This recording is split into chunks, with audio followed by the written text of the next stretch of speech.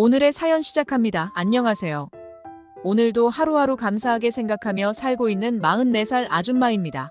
남편은 47살이며 10살 아들과 이쁜 9살 딸이 있습니다.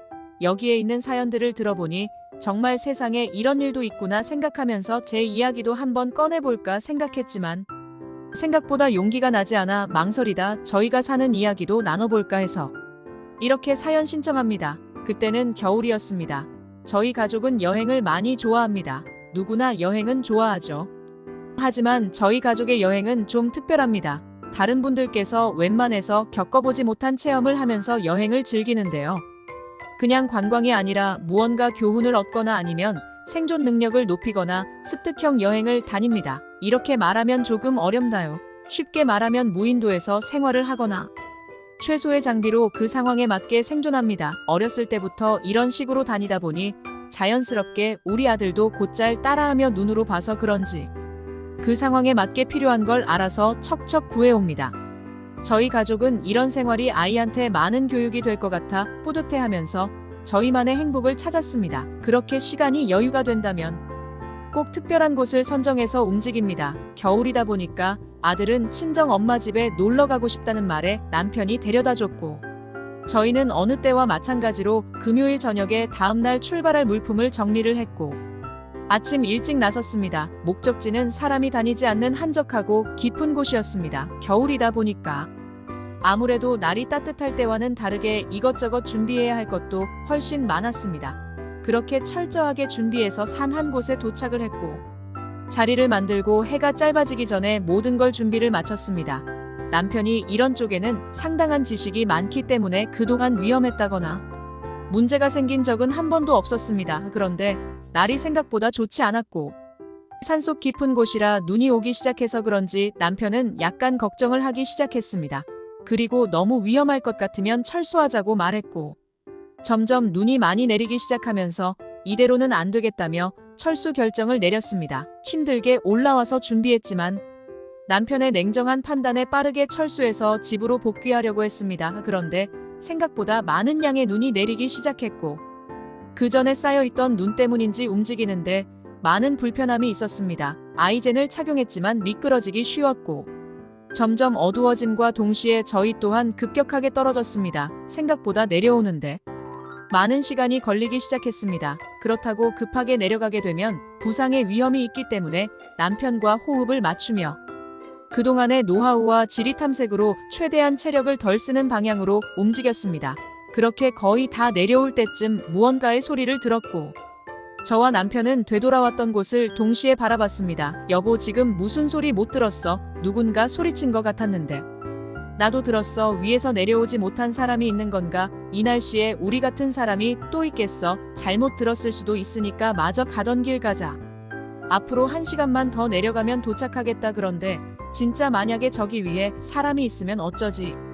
그럼 죽을 수도 있는 거잖아. 그렇다고 우리가 올라갔다가 더 위험해질 수도 있는 상황이야. 그리고 구조 신청을 했겠지. 그렇게 남편은 잘못 들은 것 같다며 신경 쓰지 말라고 했습니다. 하지만 내려가면서도 제 느낌은 불안했고 계속해서 뒤를 돌아보게 되었습니다. 아마 눈이 내리고 있기 때문에 아무리 소리를 질러도 목소리가 묻힐 걸 알고 있었고 구조대가 와도 많이 쌓이게 된 눈 때문에 수색이 어려울지 몰라 남편에게 다시 물어봤습니다. 근데 있잖아. 만약에 위에 사람이 있으면 우리가 올라가서 구할 수도 있지 않을까? 그러다 우리까지 죽을 수도 있는 거야. 그리고 지금 확실하게 들은 것도 아니었잖아. 만약에 올라갔는데 아무도 없으면 그땐 우리가 위험에 처하게 되는 상황이 오는 거야. 나는 우리가 위험에 처해지면서까지 무리하게 행동하고 싶지 않아. 정 불안하면 구급대에 전화해서 한번 물어보던지. 그럼 신고 내역이 있을 수도 있잖아. 그렇게 남편은 확실하지 않기 때문에 그냥 내려가자면서 재촉했습니다. 하지만 제 발은 계속해서 떨어지지 않았습니다. 그래서 내려가면서 구급대에 전화를 했고 사고 접수권은 확인되지 않았습니다. 남편에게 이 말을 전하면서 잘못 들은 것 같다며 다시 내려가고 있는데 갑자기 한 번 더 작은 외침이 들렸고 다시 한번 저와 남편이 동시에 뒤를 돌아봤습니다.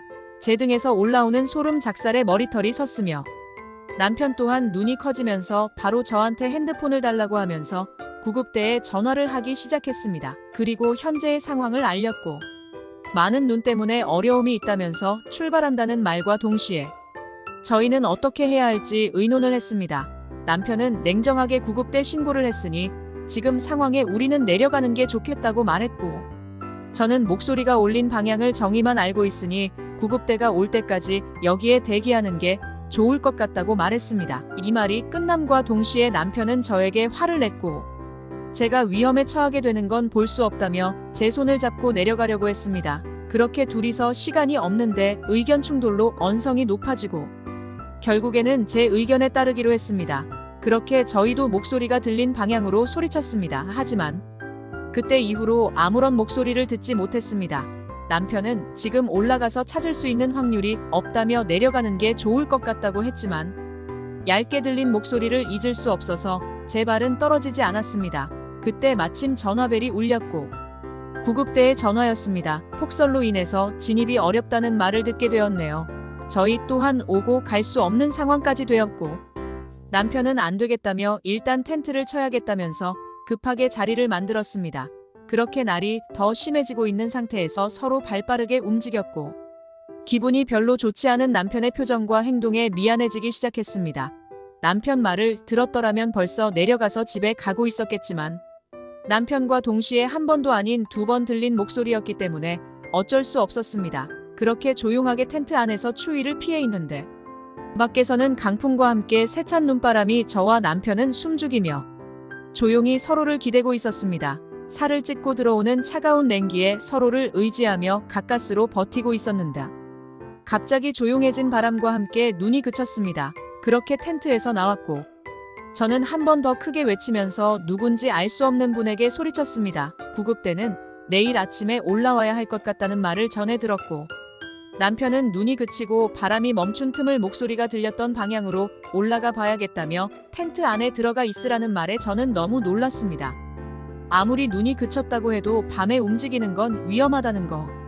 당신이 더 잘 알잖아. 절대 안 돼. 이제 와서 안 된다는 말은 또 뭐야. 그럼 애초에 내려갔어야지. 언제 또 눈이 내릴지 모르고 바람이 불지 모르니까 빨리 상황을 좀 살피고 내려올게. 그러니 텐트에서 불 켜고 지키고 있어. 알겠지? 금방 내려올게. 어디 가지 말고 꼭 여기에 있어야 해. 그리고 남편은 혼자 목소리가 들렸던 방향으로 올라갔습니다. 남편과 몸이 떨어지다 보니 제 마음은 점점 불안해졌고 무서워지기 시작했습니다. 때마침 엄마에게 전화가 왔고 아들과 전화 통화를 하면서 별일 없다는 말과 함께 짧게 서로의 안부를 묻고 끊었습니다. 그리고 다시 찾아온 텐트 안의 적막함에 모서리에 웅크리고 남편이 오기만을 기다렸습니다. 그렇게 남편이 떠난 지 1시간이 지났고 2시간이 지나기 시작하면서 무서움과 동시에 저는 텐트 밖으로 나갔습니다. 전화를 해도 받지 않았고 불안함에 안절부절 못했으며 떨리는 손을 부여잡으며 남편 이름을 외치면서 목소리라도 듣고 싶어 힘차게 불러봤지만 아무런 소리도 듣지 못했습니다. 결국 저는 제자리에 있으라는 말을 듣지 않은 채 짐을 남편이 올라갔던 방향으로 따라 올라갔습니다. 그리고 남편을 발자국이 끊긴 곳에 저는 멈춰섰고 주변을 살피자 제 눈앞에는 낭떠러지가 보였습니다. 심장이 쿵 내려앉았고 낭떠러지는 곳에 랜턴을 비춰봤지만 랜턴 빛이 아주 희미하게 땅이 도달했습니다. 저는 남편의 발자국이 끊긴 곳에서 큰 소리로 외치며 찾았지만 아무런 목소리를 듣지 못했습니다. 그렇게 제자리에 사서 아무것도 할 수 없게 되었고 랜턴으로 주위를 살피며 맴돌았습니다. 분명 근처 어디에 있을 거라는 확신과 함께 정신을 다시 차렸으며 낭떠러지 있는 곳을 자세히 보니 로프 하나가 내려져 있었고 확인을 해보니 남편의 로프가 확실했습니다. 그렇게 로프 있는 곳에서 남편을 기다리며 추위에 떨고 있는데 저쪽 멀리에서 희미하게 다가오는 불빛. 저는 소리치며 방향을 잡아줬고 누군가를 업고 힘겹게 걸어오고 있었습니다. 떠날 때 들고 갔던 배낭 가방은 어디 갔는지 알 수 없었고 점점 가까이 온 남편을 등에 있는 사람을 보고 충격을 받고 말았습니다. 다 큰 어른이 아니라 아주 어린 나이의 여자아이였습니다. 정신을 잃은 상태였고 남편은 빨리 텐트 안으로 가야 한다며 남편은 올라오기 위해서 로프를 자기 몸에 묶었고 저는 제가 가지고 있던 로프를 하나 더 내려서 반대편 나무에 묶고 힘차게 끌어올렸습니다. 한 개의 로프는 남편이 잡고 올라오는 로프였고 또 하나의 로프는 제가 올라오는데 힘이 덜 들 수 있도록 끌어올려주는 로프였습니다. 그렇게 남편은 힘겹게 올라왔고 숨도 돌릴 틈도 없이 텐트까지 쉬지 않고 내려갔습니다. 저와 남편은 텐트 안에서 따뜻하게 할 수 있는 물건은 모두 다 챙겼으며 계속해서 몸에 체온이 떨어지지 않게 서로를 끌어안고 살을 비볐습니다. 아주 희미하게 정신을 차린 아이는 아무 말을 하지 못했고 따뜻한 물을 아주 조금씩 입에 넣어주면서 체온이 떨어지지 않도록 온몸을 주무르면서 텐트 안에 열기를 올렸습니다. 그렇게 밤을 지새웠고 해가 텐트 안으로 들어오면서 온기가 돌기 시작했습니다. 그리고 구급대가 남편과 통화를 하면서 현재의 위치를 알렸습니다. 그리고 이제야 숨을 고른 남편이 던진 한마디에 너무 놀라고 말했습니다. 내가 이 아이를 데려온 곳에 2명의 사람이 더 있어 아마 부모인 것 같아. 왜인지 모르겠지만 부모는 이 아이를 껴안고 있었어. 그런데 이런 산속 깊은 곳까지 올 수 있는 복장도 아니었고 평상시 입을 수 있는 외출복을 입고 있더라고. 둘 다 저체온증으로 먼저 세상 떠난 것 같고 이 아이는 부모 품에서 추위를 피하고 있다가 정신을 잃은 것 같아. 아마 우리가 들었던 목소리는 이 아이가 외친 것 같아. 그래서 미세하게 들렸던 거고 잘 들을 수 없었던 거야. 진짜 조금이라도 늦었다면 아마 이 아이도 무사하지 못했을 거야. 지금도 몸이 완전 회복을 하지 못했는지 정신을 못 차리고 있네. 이따가 구급대 오면 병원에 같이 가 있어. 나는 현장에 가서 이 아이 부모 있는 곳을 알려줘야 하니까. 그렇게 남편은 충격적인 말을 저에게 전해줬고 2시간 정도가 지나자 구급대가 저희가 있는 위치에 와서 저와 아이를 부축해줬고 남편은 다른 일원과 함께 아이 부모가 있는 곳으로 향했습니다. 저에게 걱정 말라며 금방 뒤따라가겠다는 말과 함께 저를 안심시켜줬습니다. 그렇게 남편은 늦은 저녁 병원으로 왔고 불안에 떨며 한참을 울었던 아이는 남편을 쳐다보고 있었습니다. 저는 남편 손을 잡으며 고생했다고 말하며 안아줬습니다. 그리고 찾아온 경찰에게 저희가 겪었던 일을 모두 말해줬고 경찰이 조사한 결과 알게 된 또 하나의 충격적인 사실에 남편과 저는 눈물을 흘릴 수밖에 없었습니다. 아이의 부모는 둘 다 고아원에서 만나 생활고에 허덕이며 27살과 28살의 나이에 갈 곳 없이 아이를 힘들게 키우다 결국 해선 안 될 결정을 한 것 같다며 경찰은 안타까운 시선으로 아이를 쳐다봤습니다. 저희 또한 아이를 쳐다보며 걱정이 많았습니다. 이 아이는 결국 혼자가 되었고 다시 고아가 되어야 하는 입장이었습니다. 아무리 힘들어도 이런 결정을 내린 부모들이 원망스러웠고 가슴이 아팠습니다. 금세 기력을 찾은 아이는 배가 고프다며 칭얼대기 시작했고 때마침 병원 밥이 나와서 아이를 조심 이렇게 일으켜서 밥을 먹였습니다. 얼마나 배가 많이 고팠으면 씹지도 않고 목으로 넘겼고 숟가락을 빨며 더 먹고 싶다는 눈빛을 저에게 보냈습니다. 그러다 따뜻한 병원에 온기에 밥도 먹어서 그런지 금세 다시 잠이 들었고 저는 남편을 불러 이 상황을 어떻게 처리해야 할지 물었습니다. 남편과 저의 마음은 서로 똑같았으나 말을 꺼내지 못했습니다. 쉽지 않은 결정이었고 한 아이의 인생을 책임져야 하기 때문에 더욱더 말 한마디 한마디를 조심했습니다. 그렇게 저와 남편은 한참을 묵묵히 땅만 쳐다봤고 결국 제가 먼저 남편에게 말했습니다. 이런 상황 정말 흔치 않은 상황이고 저 아이와 우리가 인연이라면 함께하는 게 좋지 않을까. 그게 잘된 선택이던 잘못된 선택이던 간에 우리가 저 아이를 발견했고 우리가 구해줬으니 어느 정도 책임도 있지 않을까. 나도 당신과 같은 생각을 안 한 건 아니야. 처음 이 아이를 발견한 순간부터 우리는 인연이었으니까. 하지만 한 아이의 인생을 책임져야 하는 만큼 정말 신중히 선택을 해야 할 것 같아. 나는 당신의 의견을 따르도록 할게. 저 아이의 부모는 둘 다 고아였다며. 그럼 결국 우리가 떠나면 저 아이도 고아가 되는 거잖아. 그렇게 되면 결국 결과는 우리와 함께하는 것보다 더 못한 삶을 살고 있지 않을까. 우리의 식구로 받아들이는 걸로 하자.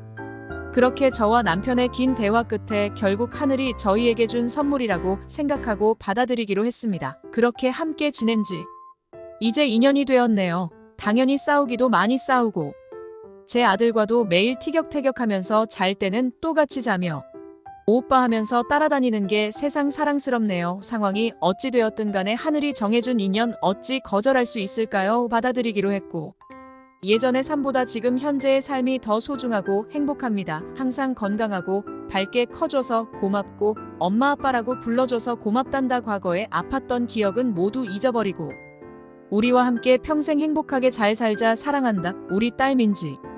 오늘의 사연은 여기까지입니다. 댓글로 여러분들의 생각과 조언을 남겨주세요. 구독, 좋아요, 알림도 꼭 부탁드립니다.